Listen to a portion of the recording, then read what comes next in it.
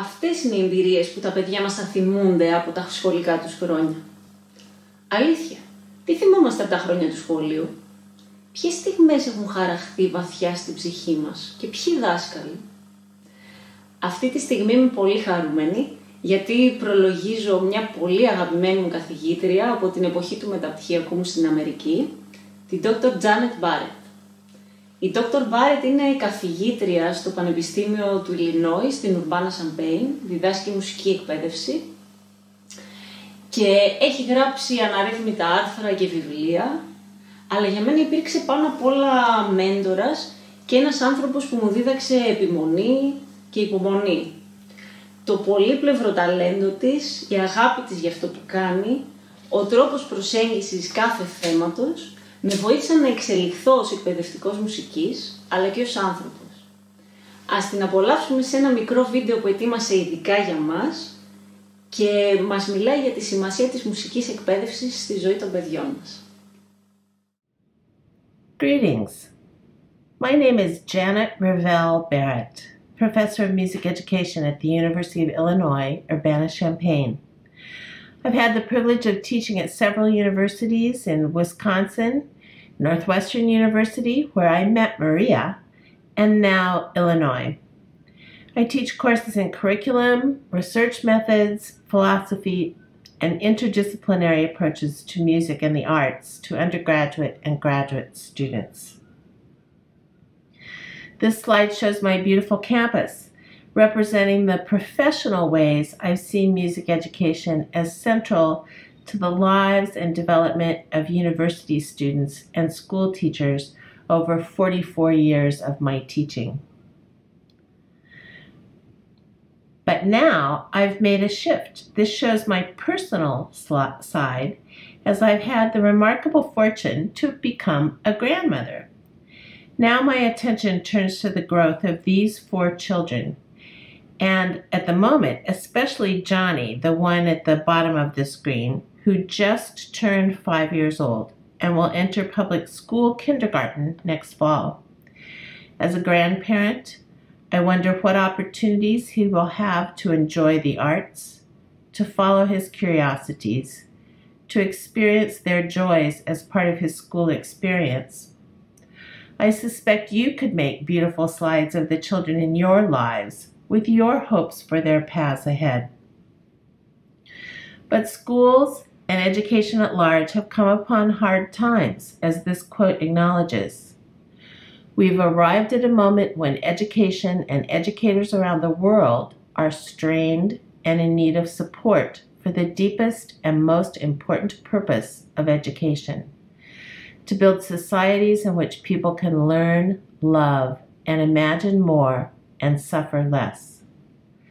Take a moment to note the date of this quote, 2009, and then think of the ways that even in the past year and a half or so, schools and teachers have struggled even more during this pandemic. Even in the face of struggle, though, educators are prone to set ourselves toward hope. And I draw hope from luminaries such as the philosopher Maxine Greene, whose vision of schools I hold dear in my hope for children's school experience. Our classrooms ought to be nurturing and thoughtful and just all at once.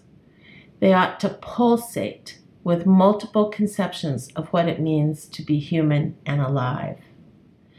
We must want our students to achieve friendship as each one stirs to wide awakeness, to imaginative action, and to renewed consciousness of possibility. This vision for me is so much greater than calls for higher test scores, for national competitiveness, and for ends that are primarily vocational. Greene's words draw me to more lasting things: the wonders of curiosity, the richness of diversity, the human dimensions of friendship and social action. But with those broad aims, one has to imagine what can music, even as generous as it is, bring to classrooms and educational settings. I'm going to share a few slides with you from collaborations I've formed with teachers and students in the Chicago area, thinking that the faces of children are best in bringing abstract ideas to life. The joys of performing music, especially in groups, offer ways for individuals to breathe together as a whole in choirs and instrumental groups. These vibrant experiences rely on teachers' intentions to provide moments such as this one, which the children will scarcely forget. These luminous moments punctuate our time in schools. They mark time as special. Music engages our senses as we perceive and respond to sound. Notice how intently these students are listening to patterns that they'll play in rhythmic layers drawn from West African drumming traditions under the direction of a member of Chicago's Muntu Dance Theater.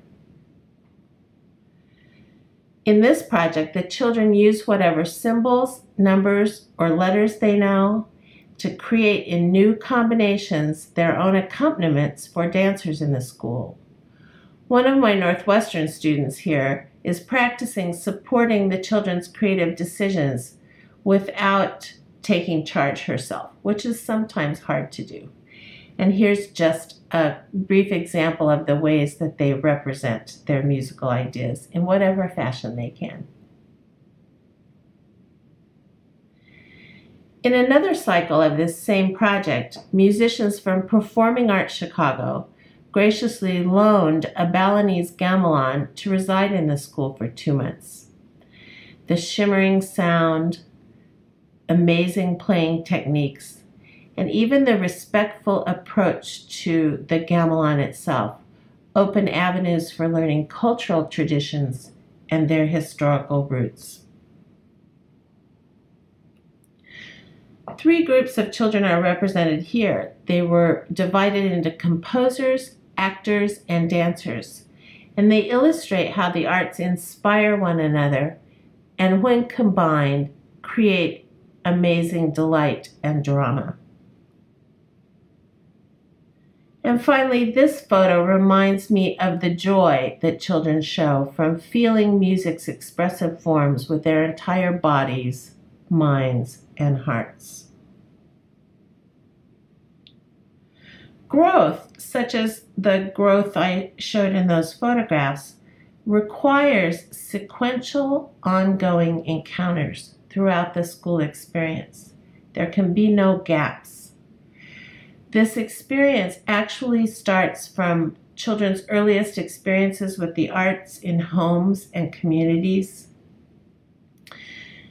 continues through their first experiences that are so critical to establish strong foundations, and importantly, they expand through multiple pathways as children grow, and these pathways deepen the possibilities to explore the arts, deepen understandings, enhance skills, and find expression.